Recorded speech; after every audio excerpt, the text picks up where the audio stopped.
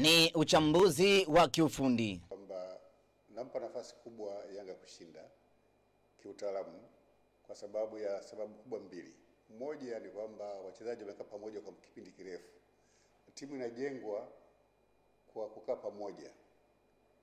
Lakini la pili muhimu, wamecheza mechi nyingi za kimataifa ambazo kama wanajitambua, na imani kwamba wamejifunza vitu vingi ambavyo vitawasaidia kushinda kama katika mazingira yote yale. Lakini la tatu muhimu ni kwamba benchi lao la ufundi ni lile lile. Dr. Mshindo akataja pia udhaifu wa Yanga. Kwa sababu ni kweli walisajili vizuri kwa miaka hii miwili. Ni kweli wana wigo mpana, lakini nafikiri benchi la ufundi ilikuwa na uoga wa kuwatumia wale wachezaji inavyostahili. Kwa hiyo pamoja na kwamba walikuwa na wigo mkubwa, bado waliendelea kutumia wachezaji wachache wale wale. Matokeo yake sasa leo wachezaji wale wamechoka. Na hilo ndio linanipa kidogo sasa, hayo ndio mapungufu ambayo yanaweza kawaathiri kwenye mechi ya kesho. La pili ni swala la umri. Ukitizama wachezaji wengi wa kutegemewa wa Yanga umri wao ni mkubwa. Na mpira wa miguu ni kama riadha. Swala la kasi ni swala la lazima kupata ushindi. Akaigeukia Simba.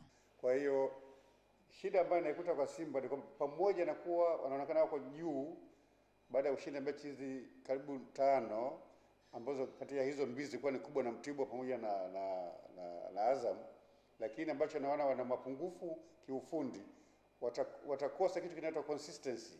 Hata ukiangalia kwenye mechi zao wanashinda ndio, lakini ile rhythm, ile namna ya kucheza mwanzo mpaka mwisho inatofautiana, wanakwenda kwa vipindi. Na hiyo ni kwa sababu wamekuja wote wakati wengi wamekuja ni wapya, na mwalimu hajapata tayari mfumo na aina ya uchezaji wote hawajaichukua pamoja. Kwa hiyo pamoja na kwamba Simba wamefanya usajili mzuri, lakini wanaweza kupoteza kwa sababu ya hilo swala, hawana consistency ambalo ni swala muhimu kwenye mpira, mwanzo mpaka mwisho wanafanya nini. Hicho ndio ambacho Simba nakiona kiufundi kinapungua. Wana washambuliaji wazuri ndio, lakini shida moja kubwa ni ubinafsi. Kwa hiyo ukitizama mechi zao za Simba nyingi ni kwamba kila mmoja anataka afunge. Hasa mpira na hii haupo. Kuhusu changamoto za tiketi za kielektroniki, waongeze vendors. Na kesho uwanjani pale kuanzia asubuhi kutakuwa na vendors wa kutosha, mifumo ya kutosha kuhakikisha kila anayetaka kuingia kwenye mechi anapata access kwa kupitia mfumo tulionao. Nape akatoa neno kuhusu wanaouza kadi za Selcom. Na huyu bwana wa Selcom atathibitisha. Kadi hizi zile ngumu ni bure. Gharama yake ilikuwa ni shilingi 10,000. 3,000. Tukaambia kwa hali ilivyo unapoanza mwanzo wapeni watu. Halafu wao sasa ili ile kadi ifanye kazi lazima ulodi hela ya mechi unaotaka kuingia. Bahati mbaya nadhani pia elimu haijatolewa ya kutosha.